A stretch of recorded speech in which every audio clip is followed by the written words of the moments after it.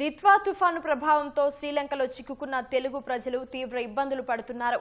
తమను భారత్కు తీసుకురావాలంటూ ఏపీ ప్రభుత్వానికి విజ్ఞప్తి చేశారు. 7 రోజుల పర్యటన నిమిత్తం 25 మంది తెలుగు ప్రజలు శ్రీలంక వెళ్లారు. శ్రీలంకలో ఇబ్బందులు ఎదుర్కొంటున్నట్లు ఏపీ ప్రజలు లోకేష్కు తెలిపారు. తెనాలి, హైదరాబాద్, గుంటూరు, విజయవాడ, విశాఖ నుంచి 25 మంది బృందం శ్రీలంకకు వెళ్లింది. తమను భారత్కు తీసుకురావాలని చంద్రబాబు, పవన్, లోకేష్కు తెలుగు ప్రజలు విజ్ఞప్తి చేశారు. తుఫాను దృష్ట్యా విమానాలు రద్దు చేసినట్లు లోకేష్కు తెలిపారు.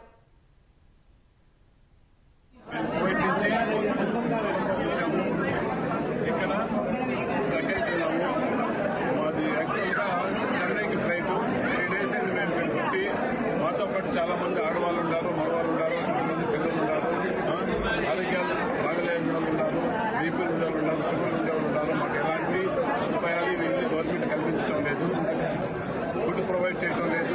మేమేమన్నా అడిగితే ఏ రకంగానూ సమాధానం చెప్పడం లేదు. ఇక్కడ చాలా ఇబ్బందుల్లో ఉన్నాము. దయచేసి మీరు ఏదైనా చర్య తీసుకుని ఇండియాకు మమ్మల్ని పంపించే విధంగా ప్రయత్నం చేయండి.